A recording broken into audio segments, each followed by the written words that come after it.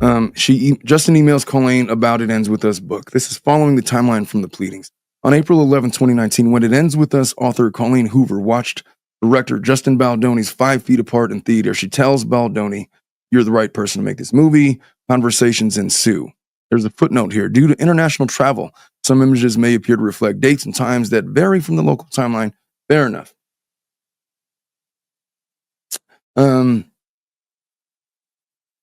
Discussion. They're in the talks to make a movie. On April 12th, approximately 4 months later, Hoover suggests Baldoni portray Ryle in the film. Have you given any thought to whether you would want an acting role in this? Say maybe Ryle. I could see it. They're having further discussions. May 8th of 2019, Justin options the book It Ends With Us from Colleen Hoover. Fast forward about 3 years, September 16th, 2022, Baldoni connects with a representative from a nonprofit organization, No More, which raises awareness and acts to end domestic and sexual violence with the intention of partnering on the film. Now, I don't know who here has seen the movie, but I have heard that movie highlights the perils of domestic violence. And so it would make sense that he's trying to partner with groups such as No More that are trying to raise awareness about the acts of domestic violence and how to potentially end it, I guess. By the way, is it even a good movie? I've heard mixed reviews on it. I've heard basically that it's kind of like meh. And then I've heard some say that it's like mildly entertaining. And then I've heard others of you say that I watched it, but I was hate watching it, but I was sort of entertained. It was all right. I guess it's like a B. I don't know. I wonder if the movie would be doing as well as it is if it wasn't for this lawsuit. I wonder. All right, conversations ensue. On September 23rd of 2022, Wayfair partners with Sony.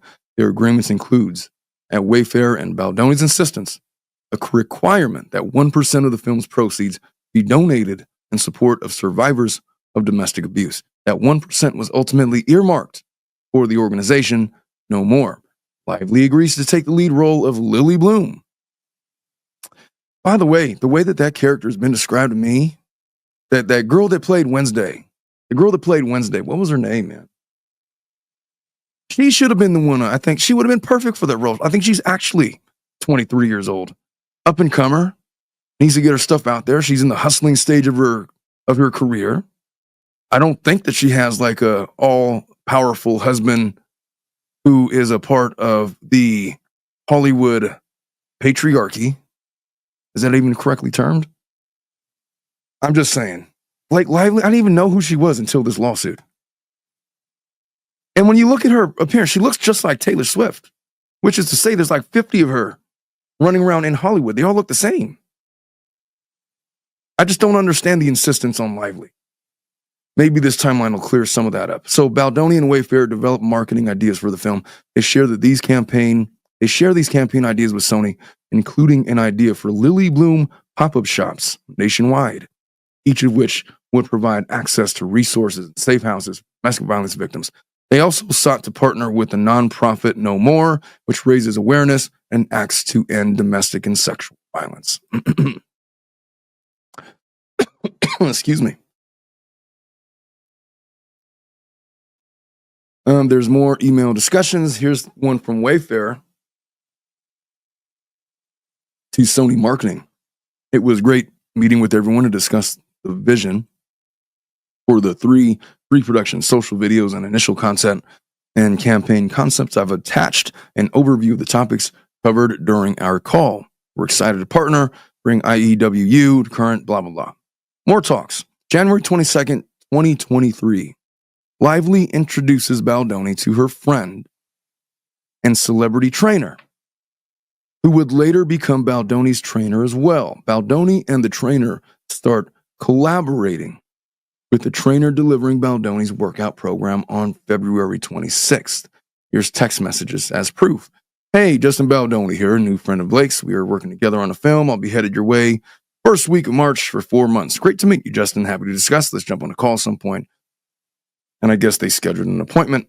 On February 9th, how long ago was that? So from January 23rd to February 9th, a couple weeks pass. Lively and Baldoni exchange text message. She jokes with Baldoni that she is 20 pounds from her goal weight. Baldoni responds by disliking the message. Lively thanks Baldoni for his support and friendships.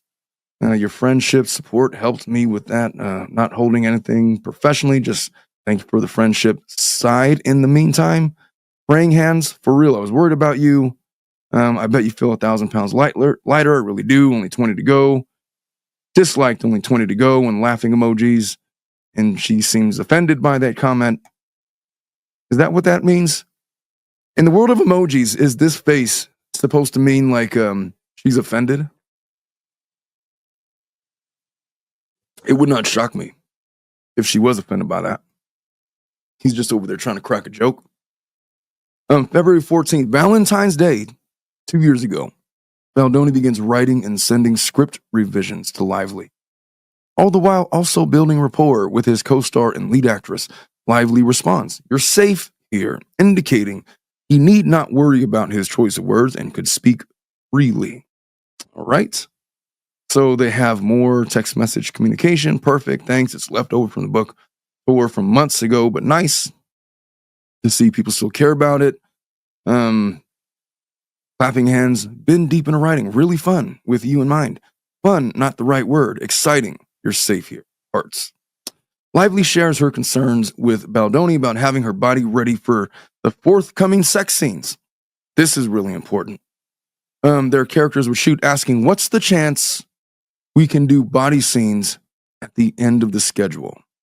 Baldoni tries to assure Lively that she doesn't need to stress about her body and emphasizes his determination to work collaboratively with her to ensure her comfort. They've highlighted this part of it. As woke as we both are and work to be, this is Blake Lively, I guess to him. This movie requires a certain aesthetic. It's a part of the job that we both excitedly signed up for. I don't shy away from it because it's not problematic. It's the assignment. Like when someone is about to start an athletic event, it's their job to be in top shape. My husband and I both look at certain roles as athletic events. This is one of them. It's not always a part of the job, but on this one, it is. And that's, she could have just said, hey, let's be in shape for the sex scene. And I would be like, cool. I don't need the whole preamble about why it's important to be in shape and how you view it as an athlete. Jesus, get to the point. As much as I'd love to not think about it, that would be irresponsible and also impossible because it's unrealistic to not acknowledge what I need to do. This is my job here, and I meet my responsibilities with extreme work ethic. I look for solutions to achieve my high goals instead of lowering my goals. We all win. Keep continuing with this. He has a response to that. I think my response would have been like, cool. One word. Thanks for all of that. He says, loved. Oh, I guess he just loved it. Thank you for your voice memo. It is deeply.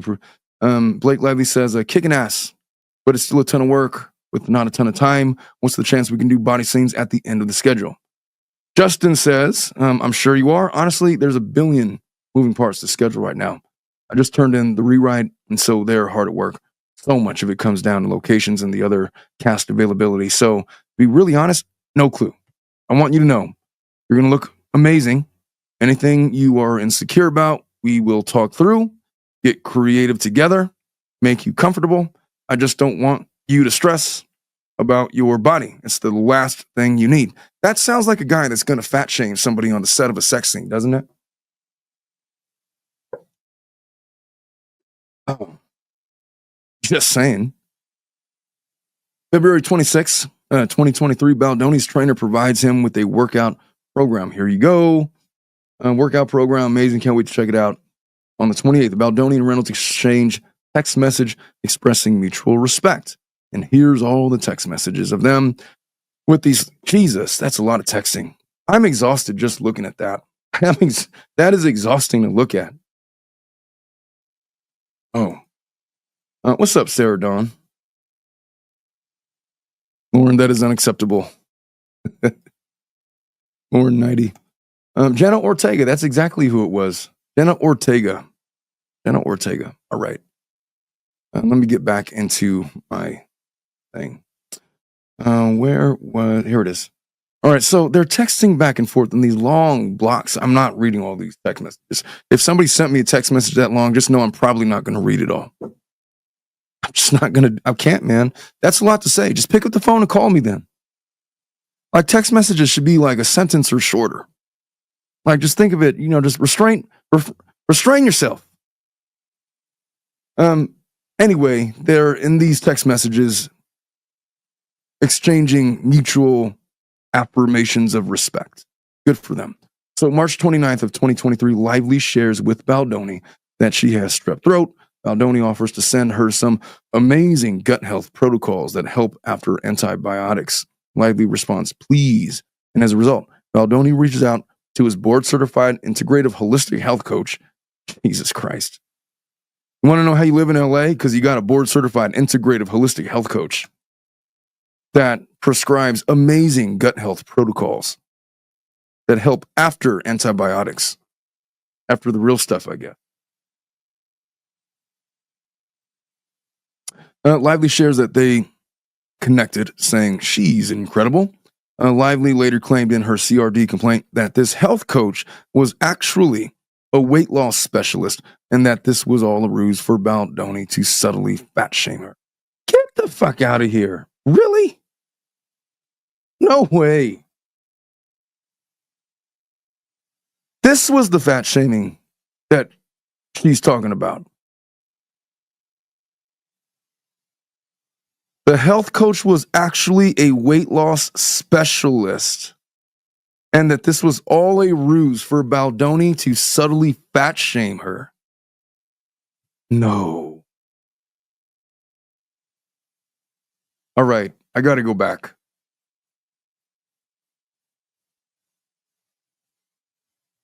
Trainer stuff, these mutual admiration text messages, March 29th.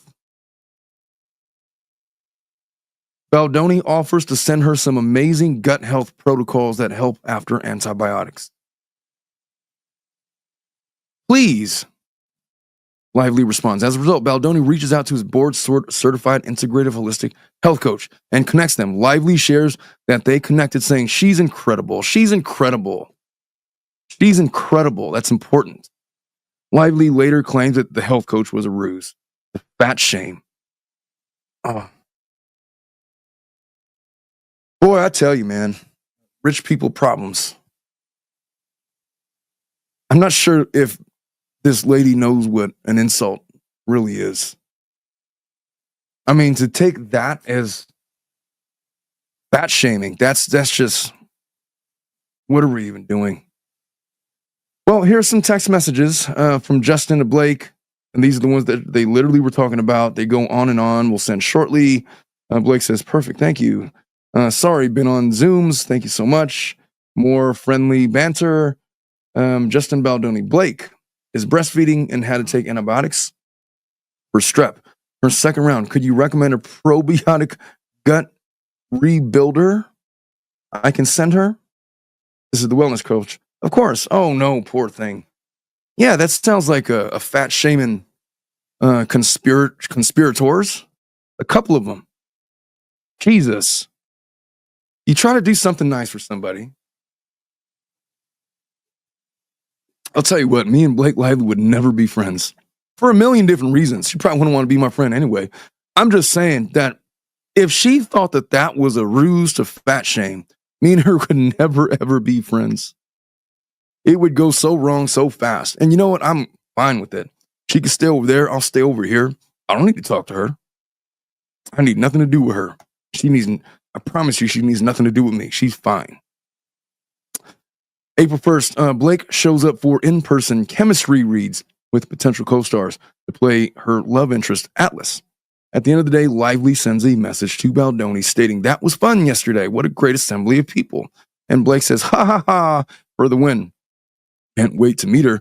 She's sparkly. I don't know who the redacted name is, but okay. And thank you, and Jamie, for such a kind note. That was fun yesterday, trying on Lily for a moment, mainly just to get to spend a little time with the core group. What a great assembly of people. I see why you adore Jamie. He's got the goods in all the ways and is the producer I always wanted, but have never met, and was so sweet and welcoming. It was lovely. Okay, good stuff. Friendly stuff, right? So April 5th, Baldoni hires an intimacy coordinator. Texts Lively to coordinate a time for them to meet. Lively declines to meet with the intimacy coordinator ahead of filming. Well, just hired an intimacy coordinator who I love. Will set you up to meet. She likes it. I feel good. I can meet her when we start. Thank you, though. The coordinator happens to be female. That's probably good.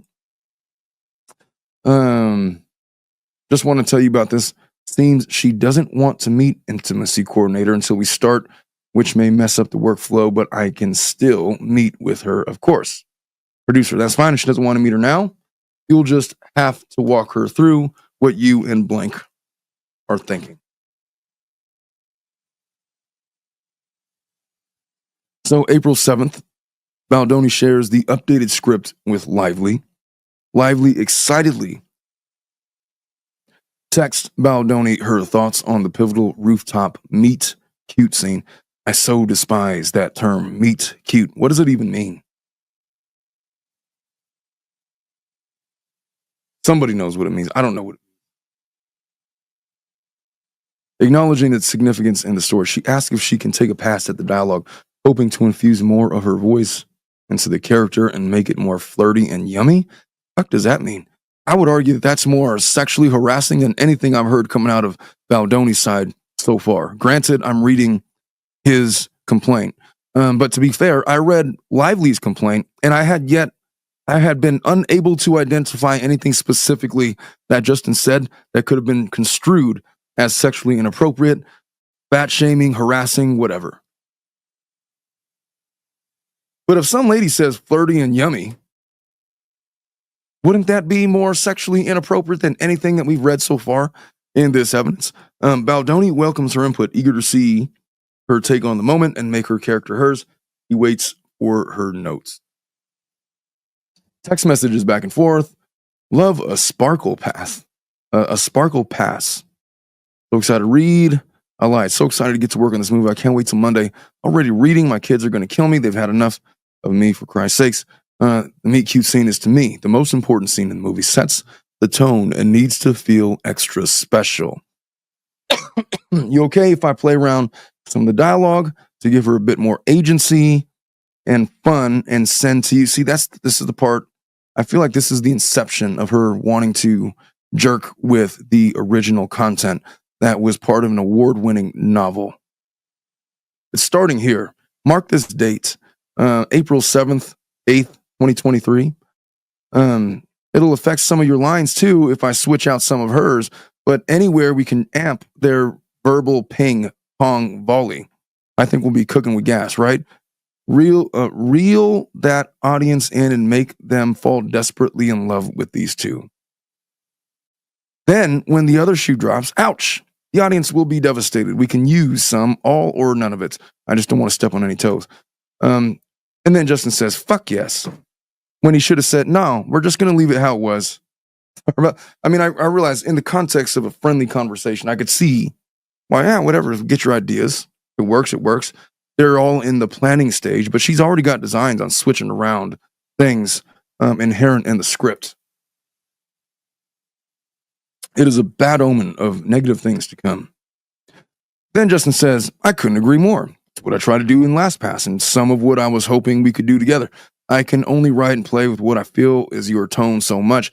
First scene is more important than film. It's why I'm okay with 10 pages. We rarely get to see that in films anymore. They continue. Blake says, you're the absolute best. Thank you.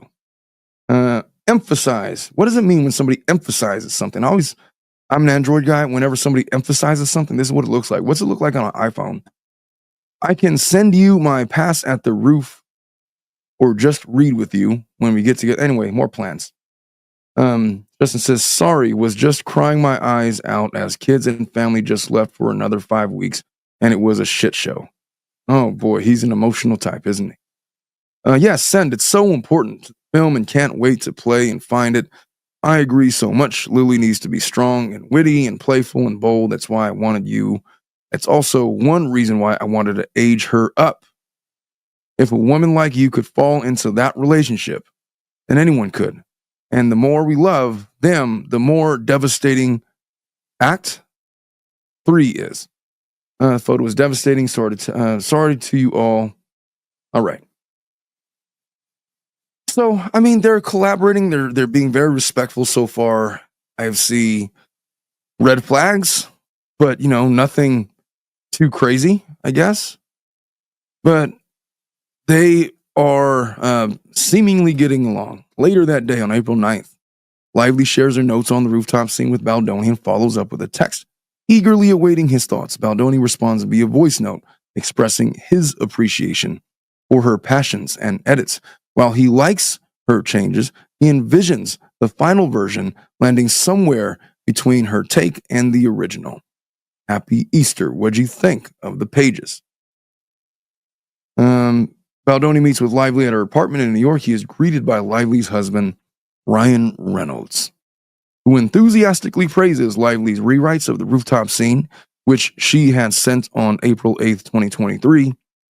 Hours later, as the meeting is ending, a mega celebrity friend of Reynolds and Lively walks into the room and begins praising Lively's script. Lively shares that she's ill for, again, the third time. This is the next day in 1 month. Baldoni asks if she would like to speak to his health coach, whom he previously connected her with in March. He also offers to take it one step further by connecting her with his medical intuitive. The hell is that? Lively later claimed that the health coach was not what Mr. Baldoni had represented her to be, and alleged she was a weight loss specialist, but she further claimed in her CRD that this was, fat shame, we get it. So what are these text messages supposed to show? Try to zoom in again. I guess I could only zoom in so much. That's the best I could do with these, as clear as it's going to get. So sorry, Ben at Doctors All AM. Have strep. Oh, it's the whole thing that we had just read. This is them conversing about that. These are the text messages. Okay. So April 13th, Baldoni asks Lively to send him the FDX file of the rooftop scene she worked on. Lively emails him the file.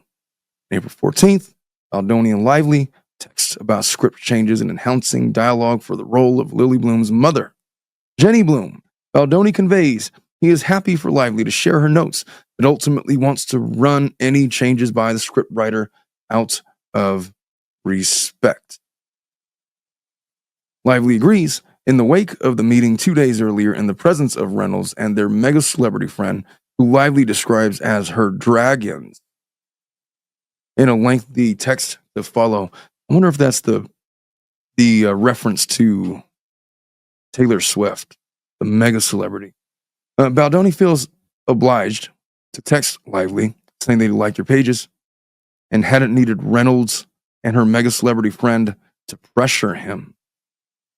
Baldoni acknowledges Lively's text about her dragons and apologizes for not responding right away. However, he promises to send her a more thoughtful voice note later that evening. And here we have the text.